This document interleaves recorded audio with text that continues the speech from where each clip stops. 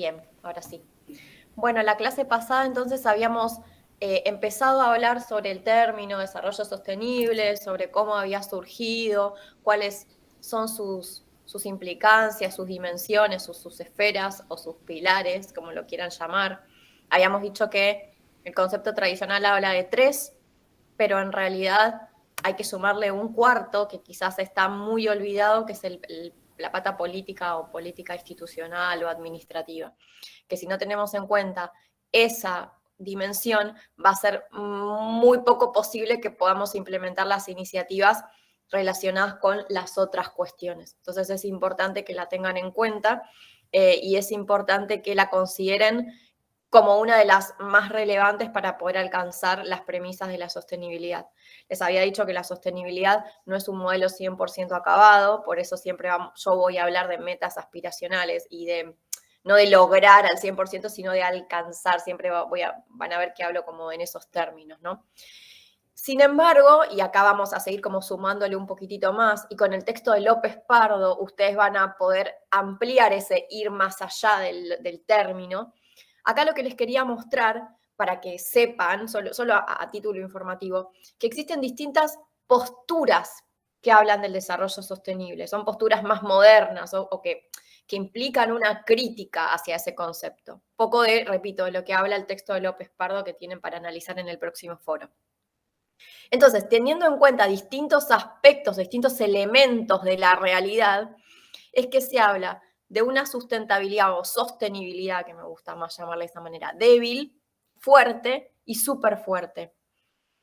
El concepto tradicional, el que todos más tenemos en cuenta cuando hablamos de sostenibilidad, es justamente el primero, el de sostenibilidad débil. ¿Por qué? Porque esa postura, si bien es novedosa para muchos, no deja de tener una visión antropocentrista, perdón. O sea, no deja de poner en el centro al ser humano. Y en cierto sentido, sigue pensando que lograr desarrollo es lograr crecimiento desde el punto de vista material. Por más de que yo les dije que tratemos de no hablar en lo que tiene que ver de crecimiento, sino hablar de desarrollo, el término sigue implicando una fuerte carga de acumulación material. Esto quiere decir que sigue poniendo los intereses económicos antes que el resto de las dimensiones. En este caso, sigue hablando de la naturaleza como capital natural, o sea, sigue hablando como un sitio del que se pueden obtener recursos sobre todo, por lo cual esta naturaleza sigue teniendo un valor instrumental, que es el segundo punto. No voy a decirles todos, ¿no? Quiero ir por los más importantes.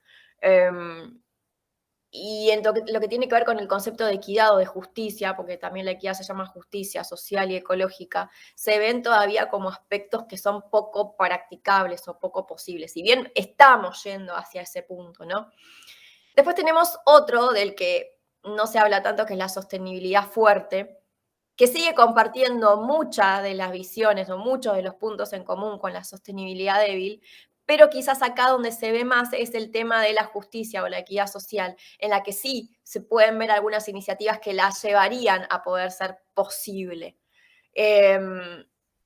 Y donde sí se ve mucho la diferencia con las otras dos posturas es el de la sostenibilidad súper fuerte, de la que no se habla demasiado y de la que está más cerca de un concepto nuevo que se llama desarrollo regenerativo que del desarrollo sostenible en sí. Bueno, nuevo para muchos ámbitos como ustedes, que quizás nunca escucharon hablar del mismo, pero del desarrollo regenerativo ya se está hablando hace un montón de años en muchos ámbitos y en muchos países, en algunos más que en otros. Costa Rica, por ejemplo, tiene un hub de desarrollo regenerativo y trabaja muchísimo en torno a esas premisas. No quiero darles mucha información sobre el tema, ¿no? Pero el desarrollo regenerativo es solo una manera de entender de forma superadora a la sostenibilidad. ¿Qué significa? Los que trabajan o bregan por el desarrollo regenerativo hacen referencia a que no es ya necesario sostener, sino lo que tenemos que hablar es de regenerar. de regenerar sobre todo el ambiente el medio natural, para poder lograr una mayor calidad de vida desde el punto de vista socioambiental y económico.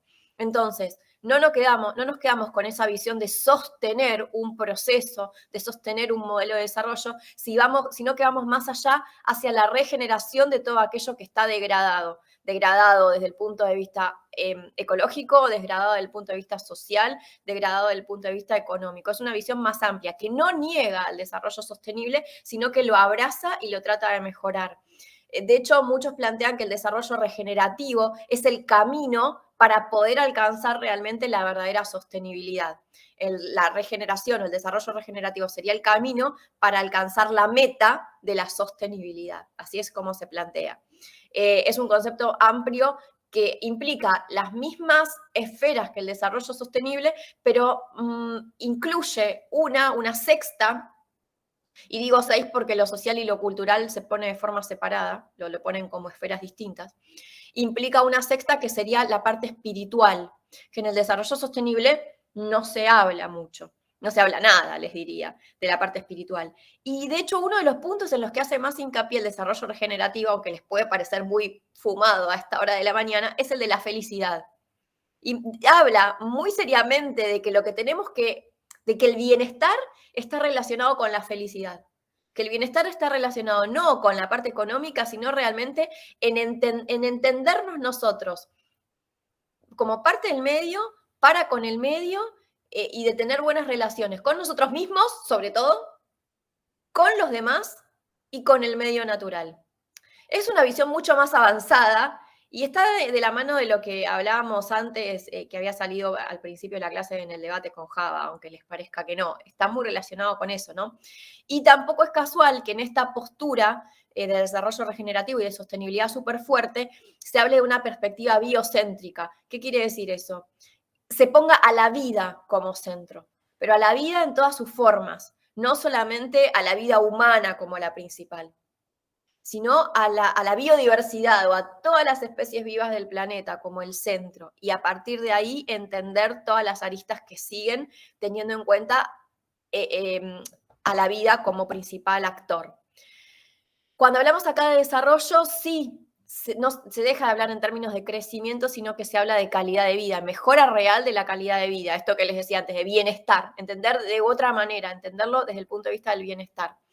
La naturaleza en este caso deja de ser visto como capital, porque dejamos de verlo como crecimiento al desarrollo, y pasa a ser visto como patrimonio, o sea, se le da otra visión. Es un poco de lo que estamos hablando con las chicas, con Pau y con Has en patrimonio natural y cultural y natural como recurso turístico, cuando hablábamos que en este texto de Cooper que tienen para analizar en la unidad 3, de cómo de los diferentes pasos por los que pasó la ballena franca austral en Península Valdés, de ser considerado un recurso de caza hasta ahora ser protegido con diferentes instrumentos y ser visto como el centro o el atractivo turístico del lugar. Bueno, en ese caso, la ballena fue vista como un patrimonio natural, o sea, pasó, es el mejor ejemplo que puedo poner para que entiendan esto, ¿no? Pasó de ser visto como un capital o como un bien de consumo a ser visto como un patrimonio que es necesario conservar, porque ese patrimonio justamente es lo que nos permite tener ingresos económicos en el país. ¿Qué otro punto acá les puedo nombrar para no irnos demasiado de tema? Bien, acá lo que tiene que ver con equidad y justicia social y ecológica es totalmente necesario. Ya no podemos hablar de posible o probable, sino que tenemos que hablar de que para que realmente haya una sostenibilidad, tenemos que sí o sí incorporar todos los conceptos de equidad que sean posibles, todos, en todos los ámbitos de actividad, en lo que tiene que ver con el acceso a la mujer a puestos decisorios, como hablábamos antes, el acceso de todos y todas al agua potable, al saneamiento cloacal o a lo que sea que estemos hablando. Si no entendemos eso, no vamos a poder nunca llegar a una verdadera sostenibilidad. Y un punto que es súper importante acá es el tema de los saberes científicos y de los otros saberes. Cuando hablamos en la postura de sostenibilidad débil y fuerte, se sigue viendo al saber científico como si fuese la máxima autoridad. Y los otros conocimientos, como pueden ser los conocimientos de comunidades aborígenes, son vapuleados. son ignorados o minimizados, como en el caso de la sostenibilidad fuerte. Ahora, cuando desde el punto de vista de la sostenibilidad súper fuerte, no se habla tanto de saber científico, sigue siendo importante, obviamente, los avances y los saberes científicos, pero se habla más de una pluralidad. Es decir, se toma lo que nos puede incorporar la academia o la investigación científica, pero no se deja de lado, sino que se suma a esa investigación científica los conocimientos ancestrales. O sea, en este concepto de abrazar, ¿no? Abrazar a todo el conocimiento. Se respeta y se incorpora esos otros saberes. Esto es para que lo tengan en cuenta de las posturas contemporáneas, de lo que estamos estudiando actualmente los que estamos en el tema. No intento que todos sean eruditos en estas cuestiones, claramente, pero sepan que no nos tenemos que quedar solamente con esta visión acotada de lo que es la sostenibilidad. Sepan que es mucho más amplia y que se está recorriendo mucho camino, sobre todo por lo que les decía, creo que en la clase pasada, de que si nos quedamos solamente con esta postura débil, tiene muchas críticas. Y repito, como por tercera vez en los videos, y por esas críticas muchos siguen considerando que es nada más que una lavada de cara al modelo capitalista. Entonces sepan que se está trabajando para lograr implementar cosas distintas, ¿no? Y todo eso va de la mano de estas posturas que les estoy mencionando. Bien, en la siguiente diapo. Ahora solo esto, lo que viene ahora es un poco para complementar lo que ya tienen en el videíto de ODS. Esto es lo que vamos a ver, que nos quedó desfasado porque no llegamos la clase pasada a trabajarlo, es para que entiendan cómo surgieron los ODS, ¿sí? Entonces, habíamos dicho que el concepto de desarrollo sostenible, si bien tenía antecedentes que vienen del año 72, de 1972, la primera vez que se expresó o que se utilizó el concepto de desarrollo sostenible fue ¿en qué año? ¿Se acuerdan?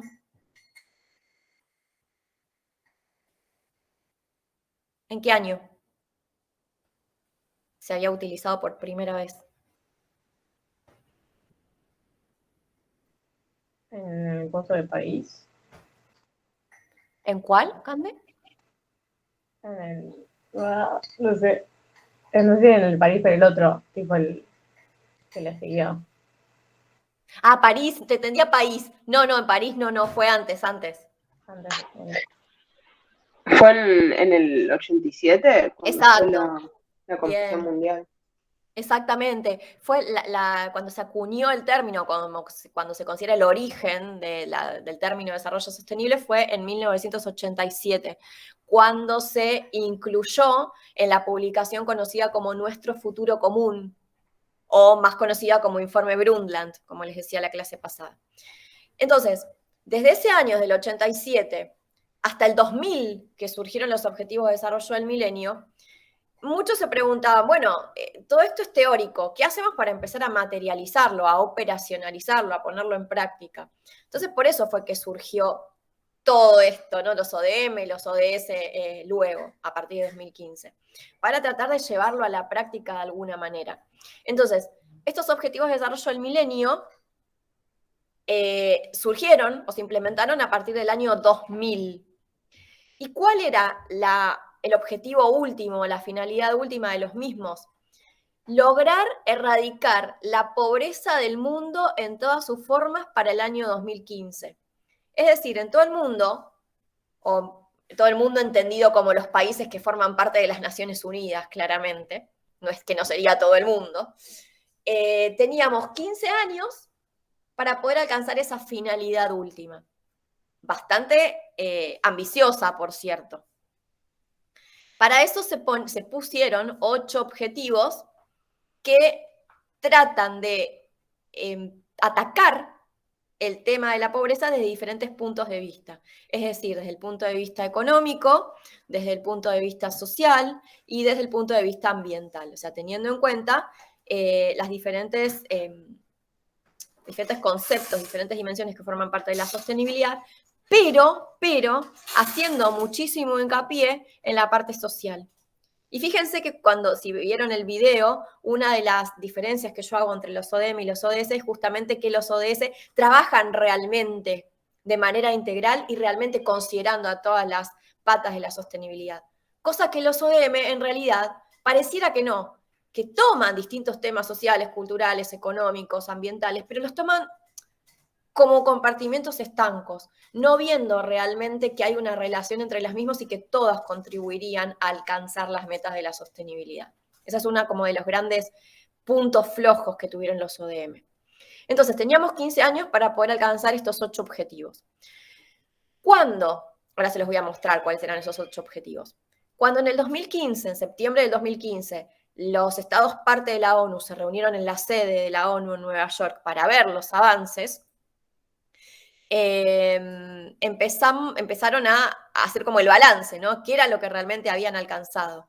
Y si en verdad es verdad que había habido un montón de avances, obviamente no se había llegado a la meta última de la erradicación de la pobreza en todo el mundo y en todas sus formas, que era lo que se planteaba al principio.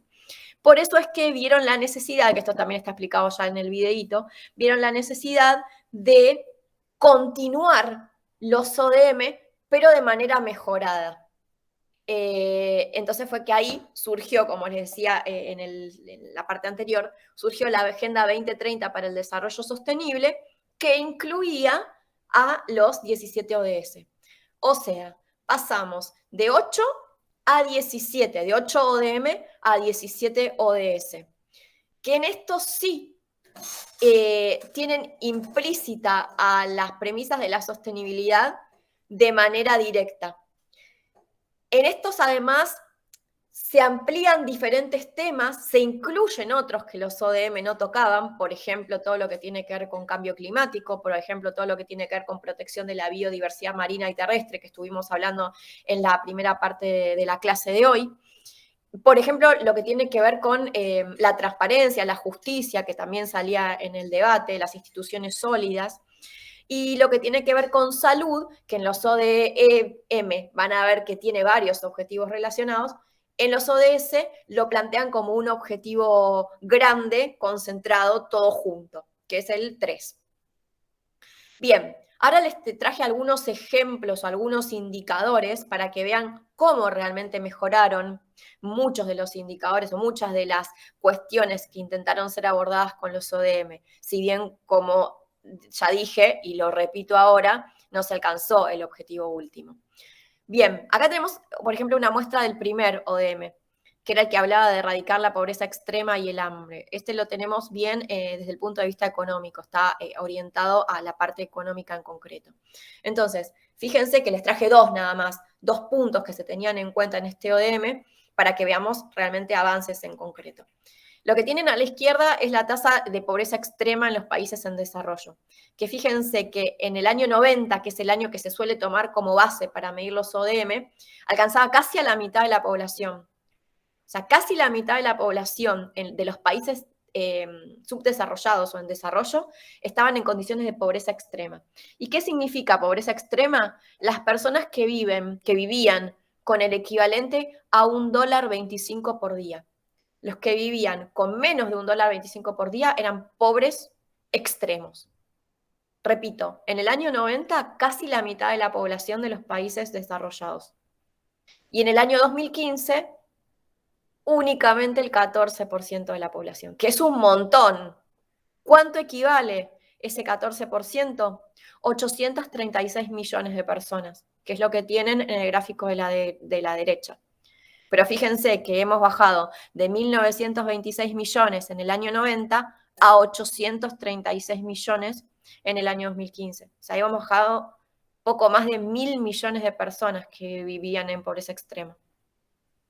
Eso fue un avance concreto en este caso en particular. Acá vemos entonces los valores en términos absolutos a la derecha y en términos relativos a la izquierda. Yo hago así el grafiquito, el circuito como si lo estuviesen viendo y no lo ven porque Dara es la que está compartiendo la pantalla, perdón.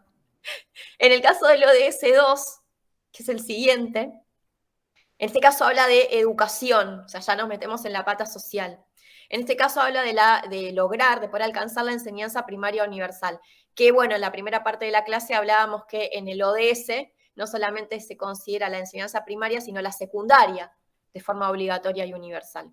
En este caso también vemos mucho avance y también vemos que no fue suficiente. Esto lo voy a repetir para todos porque es una moneda común. ¿Qué vemos a la izquierda? en este caso valores absolutos, cantidad de niños en edad escolar, o sea, entre los 6 y los 12 años, que tenían que estar en la escuela y no estaban en la escuela, no asistían a la escuela. En este caso tenemos valores del 2000, no del 90. 100 millones de niños en esas condiciones que no asistían a la escuela, y en 2015 se bajó casi a la mitad, 57 millones. Eso significa que aumentó lo que vemos a la izquierda, la tasa de matriculación en enseñanza primaria.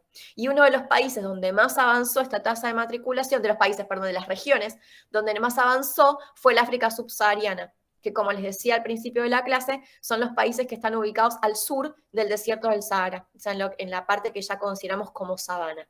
Fíjense cómo aumentó considerablemente esta tasa de matriculación desde los 90 hasta el año 2015. Y eso implica, o eso de hecho contribuyó a que bajara el otro indicador, el de cantidad de niños que en edad escolar que no asistían a la escuela. ¿Sí? Pasemos al tercero. Acá ya nos empezamos a meter con cuestiones de salud.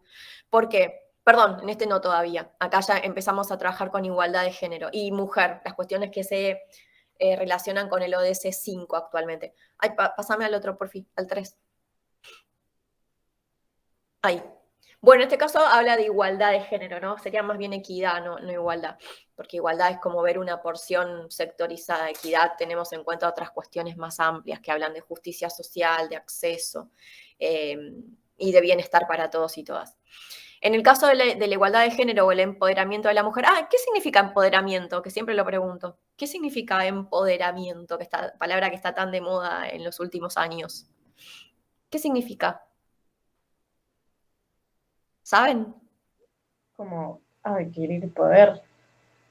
¿Quién? Sí, Cande, bien. ¿Quién? La mujer, como uno mismo. Bien, bueno, ¿y para qué? Para conseguir la equidad. No sé. O sea, para empoderar, no sé, digo, para hacer frente a la desigualdad que hay. Para poder Bien, o sea, tipo, para bien. poder vivir sintiendo que no sos menos. O sea, que no sos menos en diferentes aspectos. Tipo, empoderarte Bien, en diferentes aspectos para poder, tipo, sentir esa presencia y poder actuar en base, sabiendo que vos sos capaz de eso. No sé bien. cómo decirlo, tipo, en mi cabeza tiene mucho sentido, pero cuando lo digo, no. Por eso les pregunto si saben lo que es empoderar, porque es una palabra que seguramente puedan explicar con ejemplos qué significa, pero a veces no es fácil ponerla. Vieron que pasa con muchas palabras, como que es difícil, si alguien le pide el concepto, como que la puedan explicar. Por eso les pido que me digan que entienden por el término, ¿no? Es como en cierta forma independizarse o ganar justamente ese poder en grupos de personas que están desfavorecidas dentro de la sociedad o son minorías, Sí. ganan fuerza. Bien. Bueno, está bien lo que me dijeron las tres. Bueno, no sé si alguien quiere sumar algo más de lo que entienden. ¿No? Bueno, empoderar es eso, es lo que me dijeron ustedes. A ver, lo vamos a ordenar un poquito. Es otorgar poder a un sector de la población, entiendas en este caso a las mujeres, para que puedan luchar y puedan conseguir por esas luchas genuinas, ¿no? No estamos hablando de luchas con armas, para que puedan luchar y conseguir beneficios y mejoras que le atañen a su calidad de vida y a su condición. Para eso nos queremos empoderar. Empoderamiento femenino, empoderamiento de las comunidades aborígenes, empoderamiento de de los grupos minoritarios. O sea, existe esa palabra para trabajarlo con un montón de colectivos, como hablábamos en la clase pasada. Pero es para eso. Lo hacemos para que realmente puedan luchar por lo que creen que es justo y equitativo y correcto para ese colectivo en concreto.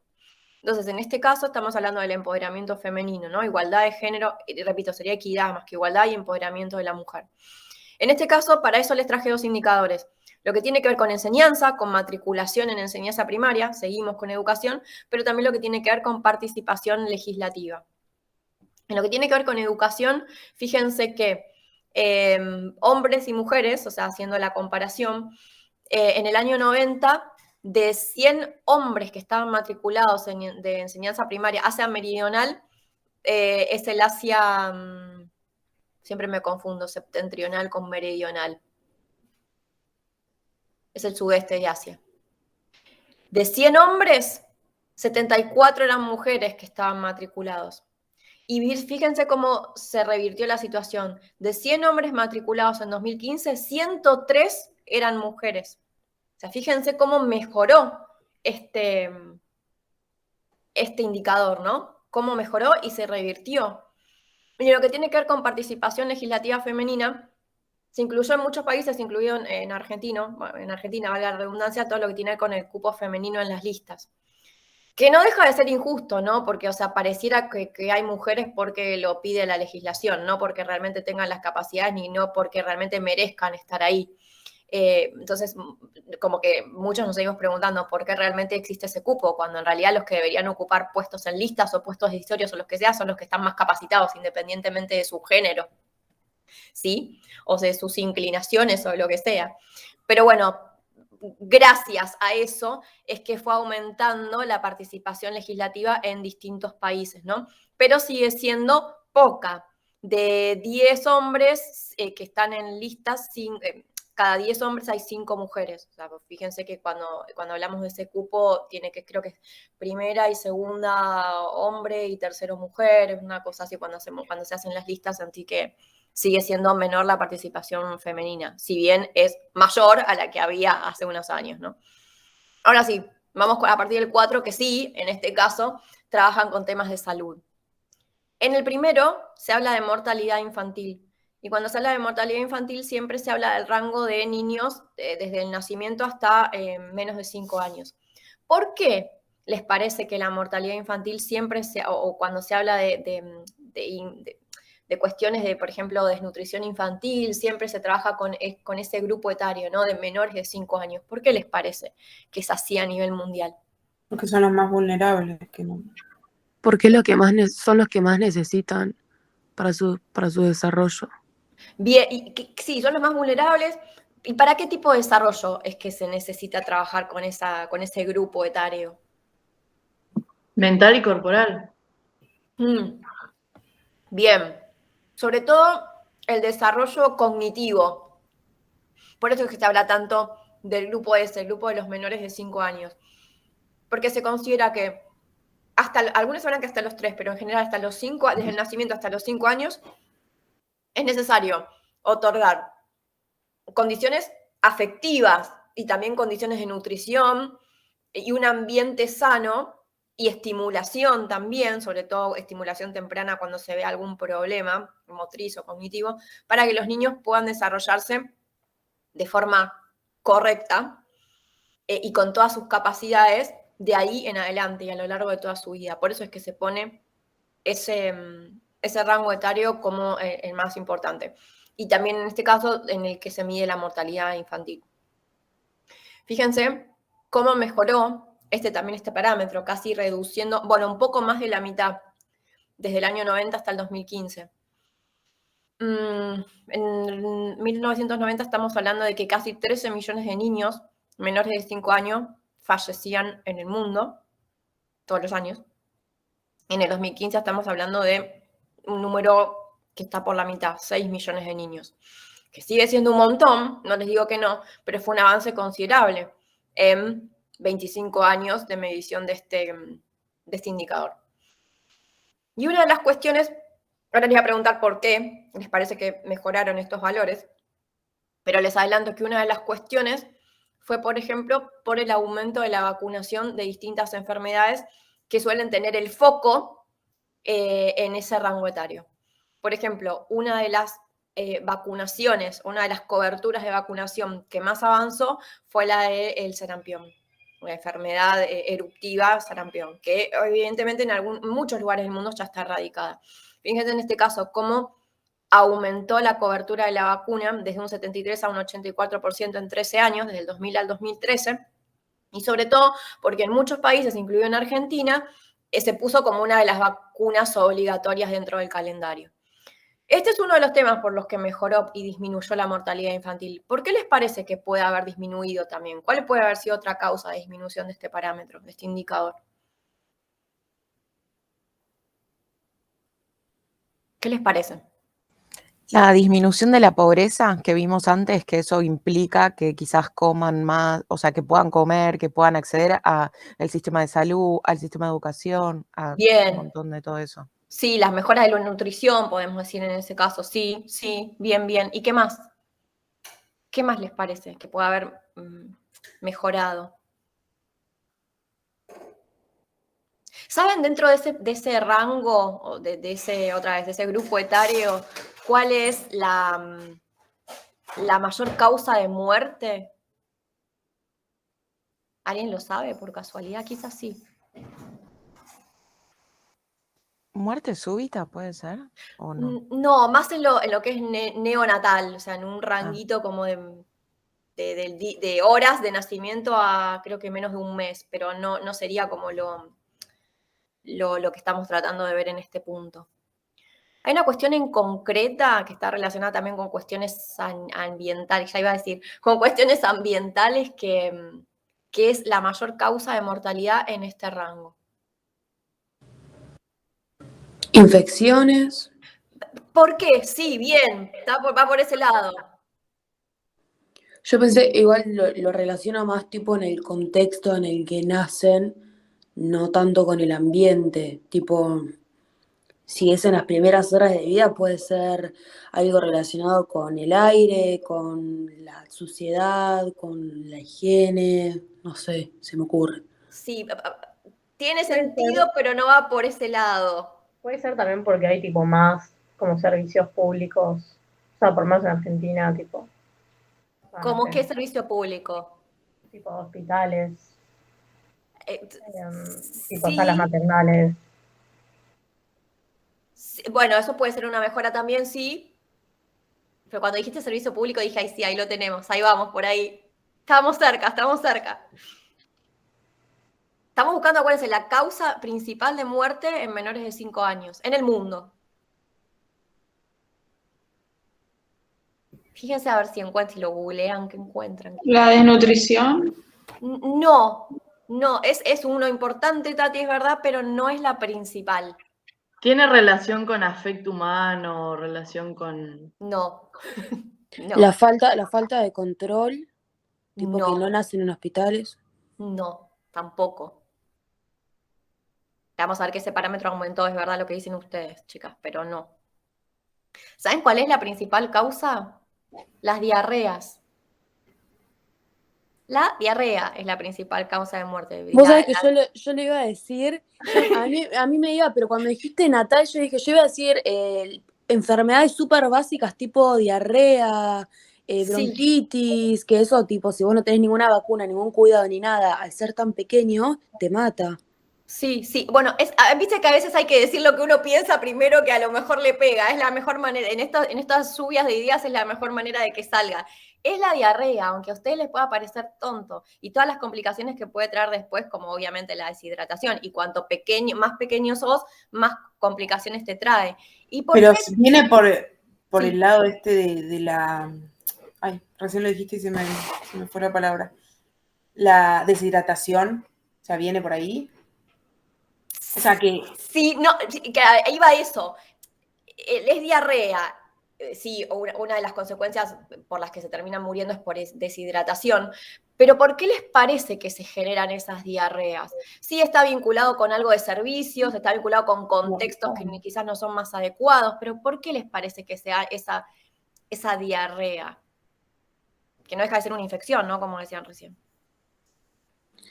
Son bacterianas. ¿Por la malnutrición de la madre? No. Por el agua potable, bueno, en realidad por el agua no potable que ingiere quizás la madre o el niño. Ahí está, claro, por eso cuando Cande dijo servicios, dije, bueno, ahí lo tenemos. Los servicios de saneamiento básicos, que son ineficientes o no están universalmente extendidos, eso es lo que lleva a que se generen muchos casos de diarrea. ¿Qué me refiero con eso? La ausencia de agua potable de calidad y la ausencia de saneamiento básico, cloacas. Esas dos cuestiones son las que llevan a que exista este problema aún en el año 2021 y que sea aún en el año 2021 la principal causa de muerte de este rango etario. No sé si saben, pero eso si leyeron alguno de los informes que puse a disposición para hacer la participación en el foro o el TP2, en el caso de las chicas de FEDEP, fíjense que en uno de esos informes se habla de que hay un gran porcentaje todavía que sigue defecando al aire libre, por ejemplo. Eso nos habla de que no existe forma de tratamiento adecuado de las excretas, ya sea una red cloacal o en aquellos lugares donde no es posible una red cloacal, tratamientos alternativos, pero que hagan una disposición segura de esos efluentes con alta carga orgánica. Y si vos no haces una disposición final adecuada de esos efluentes, lo que estás haciendo es que se mezcle quizás con agua que vos utilizás para consumo. Entonces la inutilizás en este caso y llevas a que se contamine con bacterias que están presentes en la materia fecal, como la más básica que es la Escherichia coli, que todos habemos escuchado y conoceremos al menos de nombre. Entonces, esa es la causa básica de mortalidad de los niños menores de 5 años, las diarreas. Sí, Lo que después tiene, están... Sí, y perdón, lo que Pau. tiene también es que al ser niños pequeños, el sistema inmunológico no está tan fortalecido como quizás en los adultos, que quizás vos tomás algo que, digamos, un agua que no está potable, pero no te hace tan mal como quizás a un niño que su sistema inmunológico no reacciona bien todavía. Exactamente. Y bueno, y todo esto se va potenciado por todo lo que me decían antes ustedes y que ya hemos visto, por la desnutrición, por la falta de afecto, que aunque les parezca tonto, también está relacionado, porque se sabe que hay una relación directa entre la fortaleza del sistema inmunológico y el contacto y la contención que recibe un niño, bueno, todos, pero sobre todo un niño si estamos hablando de este grupo. Entonces, todo eso está vinculado también, ¿sí? Bien, pasemos a la siguiente que también nos habla de salud, pero de este lado cambia la perspectiva. En este caso hablamos de la salud materna. Entonces, el ODS 5 se relaciona con ese tema. ¿Cómo hacemos para mejorar la salud de las madres? En este caso lo que vemos también son mejoras. En el caso de tasa de mortalidad materna cada 100.000 nacidos vivos, que tienen a la izquierda,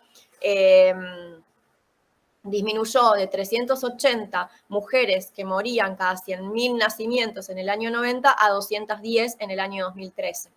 ¿Y esto por qué mejoró? Bueno, un poco lo dijeron recién ustedes, porque mejoró, perdón que diga tanto esa palabra, el acceso a servicios de salud de las madres embarazadas. No solamente al momento del parto, para estar preparadas y para estar atendidas por personal capacitado, sino a lo largo de todo el embarazo. Controles obligatorios, mejora esos controles. Entonces, eso hace que de haber algún inconveniente con ese embarazo se pueda tratar a tiempo y se puedan minimizar los riesgos para la madre al momento del parto.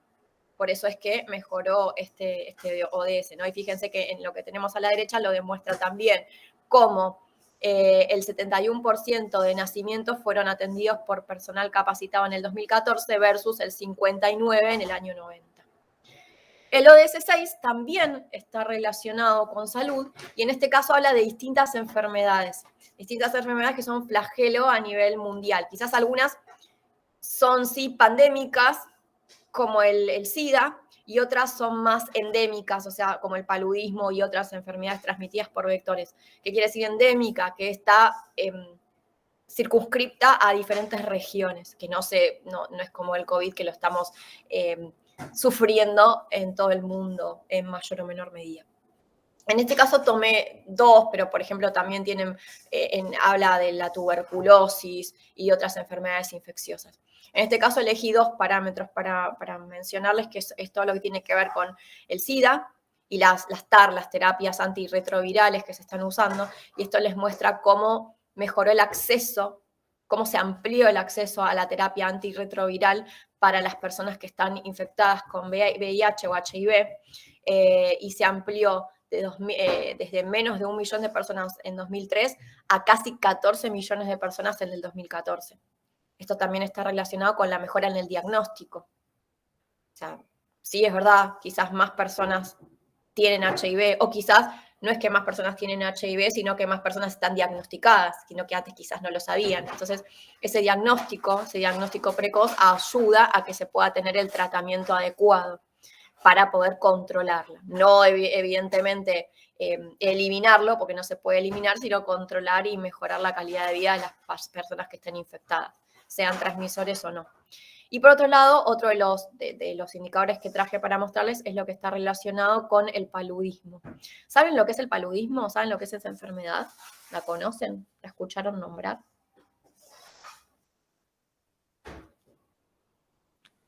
La escuché nombrar, pero no tengo idea qué es. No, ni idea. Ok. Es una enfermedad que está transmitida por la genera, mejor dicho, un parásito que se llama Plasmodium, por eso el nombre de paludismo, y este Plasmodium, este parásito, es transmitido por un mosquito. Pero no el Aedes aegypti, que nosotros conocemos por el dengue, Zika, sino el mosquito Anopheles, que es otro tipo de mosquito. ¿Y qué genera esta enfermedad? Es lo que se conoce también como malaria. ¿Le suena más malaria que paludismo, Sí, quizás? total. Bien, Eso bueno, sí. Sí. es la malaria, es lo mismo. Que en nuestro país, malaria no, fiebre amarilla es lo que hay, que es otra distinta. Malaria sí, hay zonas endémicas en Latinoamérica, sobre todo en Brasil, en Ecuador, toda la zona más de la selva amazónica, ¿no? Cuanto más nos acercamos a esa zona sí es zona de paludismo. Lo que hace es un parásito que produce problemas a nivel sanguíneo, a nivel del sistema circulatorio. Y altera, o sea, lo que hace es alterar el aporte normal de sangre a los órganos. Y uno puede vivir con paludismo controlado quizás toda su vida, como Chagas, como el mal de Chagas, uno puede vivir con esa enfermedad toda la vida, siempre que sea controlado, pero obviamente los niños, las mujeres embarazadas y los viajeros que no están inmunizados tienen más riesgo de contraer esta enfermedad y de sufrir consecuencias negativas. No hay una vacuna para el paludismo como sí la hay para la fiebre amarilla. Seguramente si ustedes viajaron a alguna zona de riesgo, como últimamente Brasil pedía la vacuna para la fiebre amarilla, quizás se la dieron. Para el paludismo no hay una vacuna, lo que sí hay son tratamientos con quininas. O sea, antes de ir a una zona tenés que tomar un medicamento que es bastante fuerte. Yo lo tomé como precaución cuando fui a Ecuador. Es un medicamento que tenés que tomarlo 15 días, una vez por semana, 15 días antes de que llegues a la zona potencialmente infectada, mientras estás en el lugar, y hasta 15 o un mes después, como para completar el tratamiento. En este caso, lo que se había hecho para tratar de combatir o minimizar los casos de paludismo es una medida muy simple: entregar mosquiteros. Cuando lo que hay que hacer en este caso es prevenir que los mosquitos piquen. ¿Y en qué momentos pican los mosquitos? Sobre todo a la noche. A la noche y sobre todo más, les diría, cuando está cayendo la noche y a la madrugada. Entonces hay que proteger a las personas para que no las piquen. Con repelente y sobre todo con esta medida, entregar mosquiteros. Fíjense, en el periodo 2004-2014 se entregaron 900 millones de mosquiteros, otra vez en la zona del sur del desierto del Sahara, en el África subsahariana. Como no existen vacunas, lo que se hace en este caso son medidas preventivas. Vamos al 7, que este es el 7 es el único que hablaba de la parte ambiental dentro de los ODM. Garantizar la sostenibilidad ambiental se llamaba. Y en este caso hablaba de lo que ya les mencioné recién con las diarreas. Hablaba del acceso a agua potable segura, el acceso a saneamiento local. Fíjense cómo aumentó la cantidad de personas que tenían acceso a agua potable de calidad o agua segura.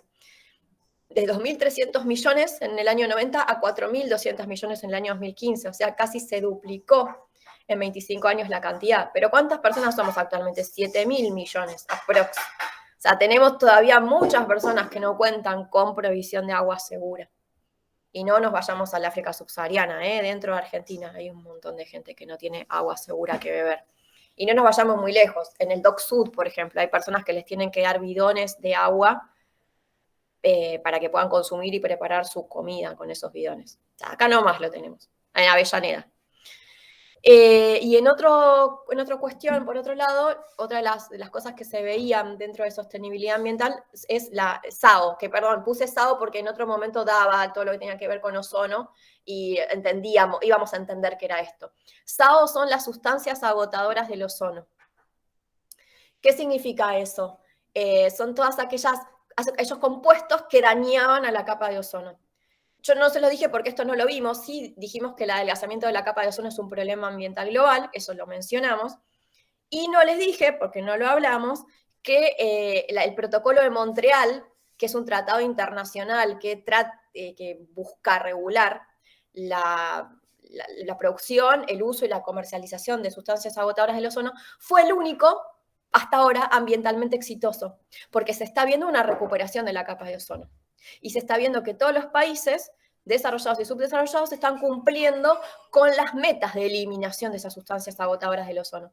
Por eso es que tiene sentido lo que muestra en este grafiquito de avance, bueno, que no muestra demasiado en porcentaje ni en valores, lo que quiere demostrar es que realmente hubo un avance concreto y muchas de las sustancias se dejaron de utilizar. De hecho, hay solamente una sustancia en concreta que se está utilizando hasta el 2030 en países desarrollados y hasta el 2040 en subdesarrollados. Pero es la única. El resto, los clorofluorocarbonos, que son los principales agotadores del ozono, hace años que ya no se utilizan. Gracias a este protocolo de Montreal, ¿no? Y a la regulación y al accionar internacional mancomunado que se puso las pilas porque vio que el agotamiento o el adelgazamiento de la capa de ozono era una problemática hiper urgente de atacar, y realmente lo pudieron hacer. Entonces, volviendo a lo que decíamos antes y al principio, y las cosas que no se visibilizan, como no se ven como importantes. Fíjense en este caso que sí se vio como importante. Y se pusieron firmes y lo pudieron sacar adelante. Entonces, habría que preguntarse por qué no pasa lo mismo con el cambio climático. Porque si con una cosa lo pudieron hacer, ¿por qué no lo podrían hacer con esto otro? Que también es un problema global. Lo dejo para que lo internalicen y lo piensen. Y el 8, el último, está relacionado con la Alianza Mundial para el Desarrollo, que es el mismo que el ODS 17, por si lo vieron, que el último ODS. En este caso habla de muchas cuestiones, pero sobre todo habla de dinero y sobre todo habla de conectividad, por eso es lo que les traje para ver acá los indicadores. Asistencia oficial al desarrollo. La asistencia oficial al desarrollo es un fondo en el cual deberían contribuir todos los países que forman parte de la ONU con un porcentaje concreto, para poder llevar adelante iniciativas que puedan ser aplicadas en los países que lo necesiten, sobre todo en los países menos favorecidos o países subdesarrollados. Esa asistencia oficial para el desarrollo era un fondo de 81.000 millones de dólares en el año 2000 y que no aumentó demasiado en el 2014, porque era de 135.000 millones. ¿Por qué qué se debió esto? A que solamente 5 países contribuían con el porcentaje que realmente tenían que contribuir a este fondo, que es nada, es el 0.7% del Producto Bruto Interno. ¿Y saben cuáles eran esos 5 países? ¿Cuáles se les ocurren que pueden ser esos 5 países que llegaban a cumplir con ese porcentaje? El resto o no aportaba. Países potencia, seguro. ¿Cuáles, por ejemplo?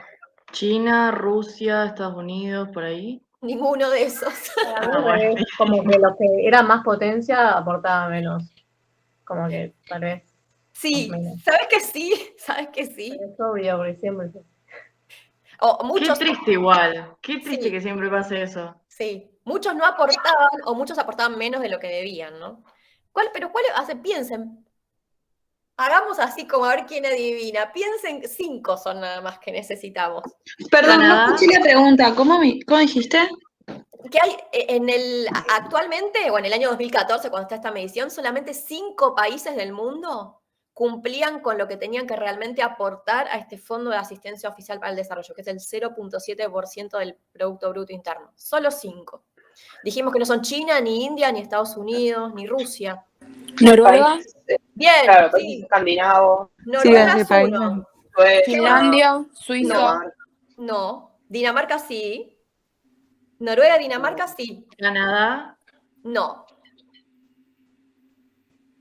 Pero también de Europa, ¿no? Tipo Son países todos de Europa. Son todos de Europa, sí. con mucho Bueno, yo ya aporté entrada de uno, mi dinero. tarea. Yo ya aporté uno. Francia, Noruega, Dinamarca están. Finlandia y Suecia no. Francia, No. Suiza tampoco. Singapur. No. España. No. Mónaco, Segundo país. No. Alemania. Vamos. No. Suecia sí, perdón. Suecia está. Ah, No, si no sabes. Ya me faltan Si te dos faltan o los tres. países, cagaste. Claro. ¿Qué más? Le faltan algunos países, ¿eh? Noruega, Dinamarca, Suecia.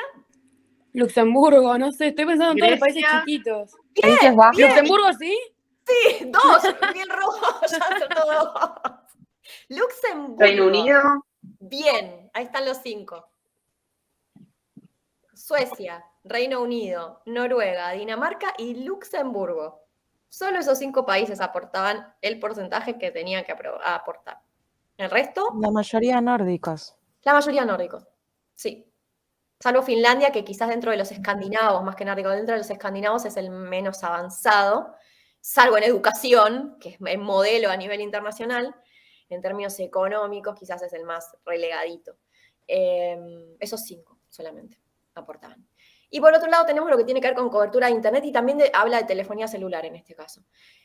Cobertura de Internet, fíjense cómo en el 2000 era un 6% y casi, bueno, ya casi la 43% en el 2015.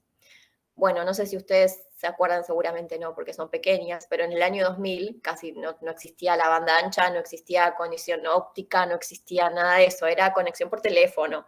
Entonces uno, si quería usar Internet, no podía usar el teléfono, que era un problema también, ¿no? Y los costos eran muy altos de Internet, entonces la conectividad quizás no era buena para poder bajar una imagen o un video, lo que quieran, olvídense, era horas de estar bajando en distintos dispositivos. Así Y que se cortaba todo el tiempo. se cortaba no todo era el algo como ahora. tiempo, no era como ahora, nada que ver. Entonces fíjense que en ese caso, y eso es súper positivo, porque eso nos habla también de una democratización del conocimiento. Ojo, es súper positivo porque todos tenemos acceso quizás a ver cosas que antes no podíamos, pero eso también tiene sus desventajas, ¿no? A ver, una ventaja que pudimos ver en la pandemia y relacionada con una materia que la tienen más en FEDEP, pudimos acceder, por ejemplo, a colecciones de museos del mundo que en otro momento solamente teníamos que ir a determinado lugar a poder verlas. Bueno, con todo esto que pasó en la pandemia y con la mejora que hubo, por ejemplo, en todo lo que son los tours virtuales, bueno, desde nuestra casa podíamos tener acceso a una colección o podemos tener acceso a espectáculos en vivo, gracias a toda esta mejora, ¿no? Y conocer diferentes cuestiones, diferentes culturas que antes quizás por estar alejadas no teníamos la posibilidad de hacerlo, ¿no? Al menos que viajáramos a ese sitio. Así que bueno, eso es lo que pasaba con los ODM. Ahora, si bien hubo ventajas, como les estuve diciendo hasta ahora, no alcanzamos ese fin último que les decía al principio, que era eliminar o erradicar la pobreza del mundo en todas sus formas. ¿Y qué se siguió viendo? Que es lo que tenemos en la diapo siguiente. Se siguió viendo, sobre todo, que seguía existiendo mucha desigualdad de género. Esto ya lo estuvimos hablando en la primera parte y ahora. Que los más ricos eran cada vez más ricos y los más pobres son cada vez más pobres. O sea, que la brecha se amplió, que ya no existe una clase media tan definida en muchos países. Seguimos viendo sobre todo también que persisten y que se agudizan situaciones de deterioro, de degradación ambiental, y que esas situaciones de deterioro ambiental socavan la posibilidad de lograr un verdadero desarrollo. Entonces eso es un punto crítico. Y esa es la causa por la que se incluyó tanto peso, o se le dio tanto peso a la parte ambiental o ecológica dentro de los ODS, en contraposición a los ODM. También, obviamente, otra cuestión que socava el progreso entendido no solamente en términos económicos, son los conflictos bélicos, evidentemente, y también todo lo que tiene que ver con los disturbios políticos, institucionales en los distintos países. Y relacionado con esto que les decía recién en la brecha, los más ricos y los más pobres, también el tema de la pobreza extrema. Seguimos teniendo personas que viven con menos de $1.50, ahora se actualizó la tasa, menos de $1.50 por día, y que no tienen acceso sobre todo a esos servicios sanitarios básicos, agua potable y eliminación de excretas de forma adecuada. Por eso es que se decidió continuar, como les decía al principio, continuar y mejorar los ODM a partir teniéndolos como base, evidentemente no negándolos, complementándolos y trabajando a partir de ahora con los ODM, que ya les expliqué todas las características, les expliqué todas las diferencias y les dije que son 17 en lugar de 8. No voy a repetir todo lo que mencioné y lo que ya tienen en el video, solamente mostrarles la plaquita general de los ODM. No lo vamos a ver evidentemente tampoco en detalle, pero sí repito que estos tienen realmente en cuenta todas las dimensiones de la sostenibilidad. en mayor o menor medida. De hecho, fíjense que si hacemos una visión rápida podremos identificar, sí, este es más económico, este es más ecológico, este es más social, pero hay otros donde no es tan fácil realizar esa división, sino que todos están vinculados, incluso la parte política o institucional, como el de ciudades, como el de desigualdades, como el de innovación, infraestructura e industria, como el de paz, que hablábamos recién al inicio de la clase, o el de consumo responsable incluso. O sea, eso no es solamente ecológico, sino que tiene en cuenta toda la visión o todas las premisas. Bien, ustedes ya realizaron el trabajo, ya hicimos el aporte en ese sentido, pero por si les interesa ahondar en el tema, yo les había puesto acá para terminar esta parte, repito, porfa, complementen con el video que tienen en la clase 5, que está explicado más todo lo que tiene que ver con los ODS. Después les voy a poner también un link para que lo tengan a disposición relacionado con iniciativas auspiciadas desde la OMT para favorecer la implementación de los ODS en turismo. Las dos páginas que les quería mostrar, perdón, esto también, solo para que vean que ahora cuando hablamos de desarrollo sostenible, en muchos textos van a ver que no se habla de las 4 dimensiones como tales, sino que se habla de las 4 Ps. ¿Qué son las 4 Ps? Personas, planetas, prosperidad y paz, que tienen su correlato con las dimensiones que conocemos tradicionales del desarrollo sostenible. Cuando hablamos de personas, hablamos de la dimensión sociocultural. Cuando hablamos de prosperidad, hablamos de la dimensión económica. Cuando hablamos de planeta, hablamos de la dimensión ecológica o ambiental en sentido más estricto. Y cuando hablamos de paz y alianzas, hablamos de la parte política.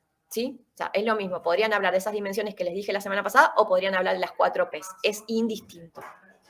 Sí. Ahora sí. Esta es la página oficial de los ODS de la ONU, que la tenían a disposición para hacer la participación en el foro y el TP2 las chicas de FEDER. Y ustedes si se meten acá, pueden, si se meten en cada ODS, en cada cuadradito de los ODS, pueden ver como un speech que les habla de cada uno, las metas asociadas, porque acuérdense que tenemos 17 ODS, pero ¿cuántas metas? ¿Se acuerdan cuántas metas asociadas que lo decía en el video? ¿Se acuerdan cuántas metas eran las que estaban asociadas a los ODS? No. 100. No se acuerdan, ¿no? 149 metas asociadas, que están distribuidas por todos los 17 ODS, ¿no? Si ustedes se meten entonces a ese cuadradito, ven ese speech general, ven las metas asociadas y después ven diferentes iniciativas que están relacionadas en el mundo vinculadas a esos ODS, que algunas están vinculadas con turismo y otras son mucho más amplias. Están buenísimos, es un repositorio súper interesante y está muy actualizado y actualmente también incluye información relacionada con el COVID, ¿no? Y cómo avances o retrocesos relacionados con la pandemia y el cumplimiento de los ODS.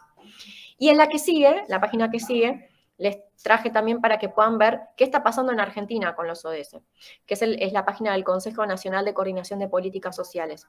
Es un organismo que depende de Jefatura de Gabinete de Ministros, o sea, depende directamente de Presidencia de la Nación, y es el organismo encargado en Argentina de la implementación de la Agenda 2030 para el Desarrollo Sostenible y por ende de la aplicación de los ODS. Entonces acá en odsargentina.gov.ar con B larga, ustedes pueden obtener información sobre qué es lo que está pasando en Argentina. En Argentina hay iniciativas nacionales que son llevadas adelante por el Consejo Nacional en coordinación con los diferentes ministerios que trabajan las distintas temáticas, pero también, y es novedoso esto, hay implementación de ODS a niveles provinciales, no todas las provincias, y a nivel municipal, o sea, muchos municipios que están replicando la Agenda 2030 a nivel de su jurisdicción local. Eso es interesante, y eso lo tienen en esta página. Eso es interesante y pueden buscar también indagar qué se está haciendo en los diferentes municipios a los que ustedes pertenecen, si se está haciendo algo o no, ¿no? Pero bueno, no podemos abarcar claramente todo. La idea de este espacio es que ustedes puedan después empezar a trabajar con lo que realmente les llame la atención o como hicimos en el foro en este caso o en el trabajo práctico 2, como les decía hace un ratito.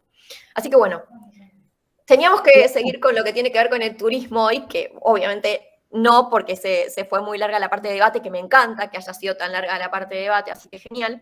Es muy poquito de turismo, así que lo vamos a ver en la clase que viene. Así que lo que voy a hacer es realmente donde dice clase 6, pongo clase 6 y 7 y después les agrego algo relacionado con quizás buenas prácticas que vamos a empezar a ver la semana que viene, ya la unidad 3. De turismo, ¿qué les digo? Como para quedarme tranquila que di algo de turismo.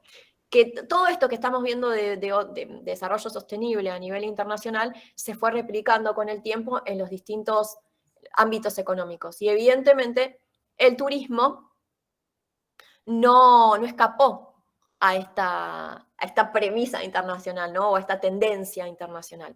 Entonces fue realizando su propio camino en pos de la sostenibilidad. Entonces es que empezamos a hablar de un turismo sostenible, del cual ya vamos a ver la definición. Hay muchas definiciones claramente. La idea es que no se sepan ninguna de nada, que se sepan ninguna definición de memoria, pero cuando hablamos de turismo sostenible, menos todavía. Que ustedes puedan identificar cuáles son los aspectos importantes y puedan armar con esos aspectos importantes su propia definición de turismo sostenible. Lo mismo con el desarrollo sostenible en sí, ¿no?